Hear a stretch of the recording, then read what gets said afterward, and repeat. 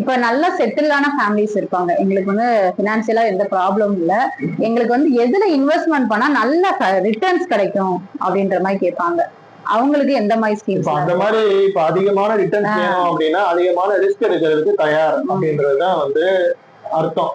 So அதிகமான risk எடுக்கிறது அப்படின்னா நம்ம வந்து ஸ்டாக் மார்க்கெட்ல வந்து இன்வெஸ்ட் பண்றது அப்படின்றது அதிகமான ரிஸ்க் எடுக்கிறது. பட் அதே நேரத்துல நம்ம 10 வருஷம் 15 வருஷம் 20 வருஷம் நான் வெயிட் பண்ணி எனக்கு வந்து நல்ல ரிட்டர்ன்ஸ் வேணும் அப்படின்னா தாராளமா ஸ்டாக் மார்க்கெட்ல ஸ்டாக் வாங்கலாம், ஷேர்ஸ் வாங்கலாம். பட் அதுக்குரிய நாலேஜை கெயின் பண்ணிக்கணும், ஃபண்டமெண்டல் நாலேஜ் இருக்கணும், எப்படி வந்து ஒரு கம்பெனியை அனலைஸ் பண்றது. இதே மாதிரி நான் சொல்றது ட்ரேடிங் கிடையாது. ட்ரேடிங் சொல்லி ஒரு விஷயம் இருக்கு, நான் சொல்றது எல்லாமே ட்ரேடிங் கிடையாது. நான் சொல்றது எல்லாமே பியூர்லி இன்வெஸ்ட்மெண்ட் தான்.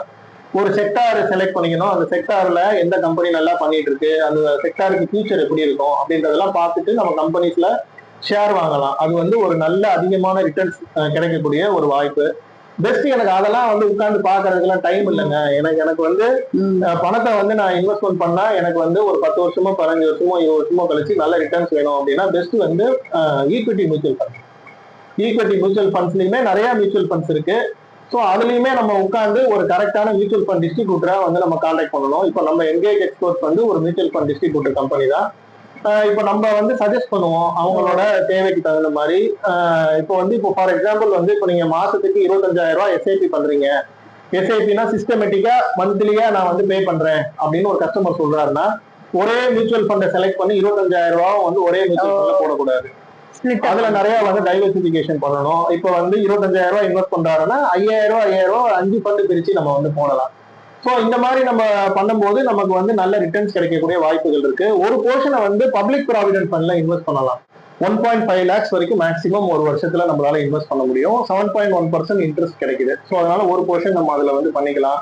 அது போக வந்து கோல்டுல நம்ம வந்து இன்வெஸ்ட்மெண்ட் பண்ணிக்கலாம். இப்போ நமக்கு வந்து இந்த மாதிரி ஜுவல்ஸ் தான் வேணும் அப்படின்னா நம்ம ஜுவல்ஸ்ல நம்ம வந்து இன்வெஸ்ட்மெண்ட் பண்ணிக்கலாம். அப்படி இல்லைன்னா டிஜிட்டல் கோல்டாகவோ இல்ல வந்து காயின் டிஜிட்டல் இந்த மாதிரி கோல்டு காயினா கூட வாங்கிக்கலாம். இல்ல வந்து கோல்டு இடிஎஃப்ல எஸ்ஐபி வந்து நம்ம அதுலயும் வந்து ஸ்டார்ட் பண்ணிக்கலாம். நம்ம வந்து காயினா இந்த மாதிரி வாங்கினா கூட செய்கூலி சேதாரம்ன்றது மாதிரி நிறைய வரும். ஆமா, காயினுக்குமே அந்த மாதிரி இருக்கும், பிசிக்கல் ஜுவல்ஸுக்குமே அந்த ப்ராப்ளம் இருக்கும். ஆனா இந்த மாதிரி இன்வெஸ்ட்மெண்ட் பண்ணோம்னா அப்படியே எவ்வளவு அமௌண்ட்டோ அந்த அமௌண்ட்டுக்கு நம்ம நகை எடுத்துக்கலாம்.